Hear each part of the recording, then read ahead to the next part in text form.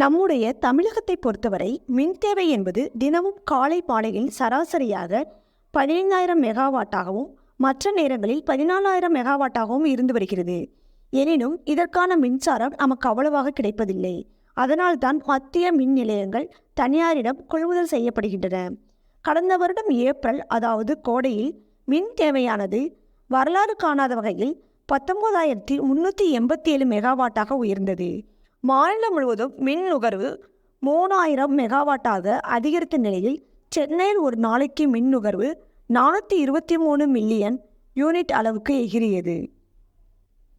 எனினும் மத்திய மின்துறை அரசு ஒரு எச்சரிக்கையை விடுத்திருந்தது. அதன்படி 2024 ஜனவரியில் மின் தேவையை பூர்த்தி செய்வதில் 2,350 மெகாவாட் அளவுக்கு மின் பற்றாக்குறை ஏற்படும் என்று கூறியிருந்தது. இதனையடுத்து 2024 கோடை தேவையை சமாளிக்க பரிமாற்ற முறையில் மார்ச் 1 முதல் மே 31 வரை மின்சார கொள்முதல் ஒப்பந்தம் செய்ய அழைப்பு விடப்பட்டுள்ளதாக தகவலும் வெளியாகியிருந்தது. தமிழக அரசு இப்போது விஷயம் என்னவென்றால், கோடை துவங்கிவிட்டது. மத்திய அரசு எச்சரித்திருந்த காலமும் வந்துவிட்டது. கடந்த ஜனவரியிலேயே 17,000 மெகாவாட்டை மின் தேவை தாண்டிவிட்ட நிலையில் இனி ஏப்ரல் மே மாதங்களில் மின் தேவையானது எப்படியும் 20,000 மெகாவாட்டை எட்டிவிடும் என்று எதிர்பார்க்கப்படுகிறது. ஆனால் மின் வாரியத்தின் சொந்த மின் நிலையங்களிலிருந்து கிடைக்கும் மின்சாரமும் மத்திய மற்றும் தனியார் நிறுவன மின்சாரமும் நமக்கு போதுமானதாக இருக்காது. எனவேதான் 3,571 மெகாவாட் மின்சாரம் வாங்க மின் வாரியம் தற்போது ஒப்பந்தம் செய்துள்ளது. இது ஒரு குறுகிய கால ஏற்பாடாகும்.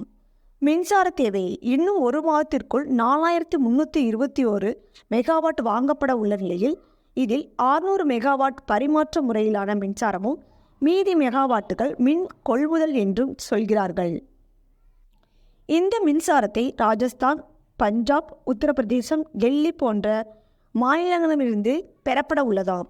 இந்த மின்சாரத்திற்கு பணம் எதுவும் தரப்போவதில்லையாம். அதற்கு பதிலாக தமிழகத்தின் காற்றாலை சீசன் துவங்கியதுமே பரிமாற்ற முறையில் வாங்கப்படும் மின்சாரம் அந்தந்த மாநிலங்களுக்கே திரும்ப வழங்கப்பட்டு விடுமாம். தமிழக அரசின் இந்த அதிரடிகளால் கோடை காலத்தில் நம்முடைய மின் தேவை பூர்த்தியாகும் என்று நம்பப்படுகிறது. மின்வெட்டு. அது மட்டுமல்லாமல் கடந்த வருடம் கோடை காலத்தில் மின்வெட்டு பிரச்சனை அதிகரித்து விட்டது. இது திமுக அரசு மீதான விமர்சனத்தினை கடுமையாக வெளிப்படுத்தி வந்தது. முக்கியமாக எதிர்க்கட்சிகள் இந்த விவகாரத்தை கிளறியபடியே இருந்தன. தற்போது விரைவில் தேர்தல் வரவுள்ள நிலையில் மீண்டும் இந்த மின்வெட்டு பிரச்சனையை எதிர்க்கட்சிகள் மையப்படுத்தி விவகாரத்தை கிளப்ப வாய்ப்புள்ளது. எனினும் எதிர்க்கட்சிகளின் விமர்சனங்களுக்கு வாய்ப்பு தந்து விடாமல் அதே சமயம் பொதுமக்களின் மின் தேவையை கருத்தில் கொண்டு தமிழக அரசு முன்னெடுத்து வரும் இந்த நடவடிக்கைகள் மக்களின் கவனத்தை ஈர்த்து வருகின்றன.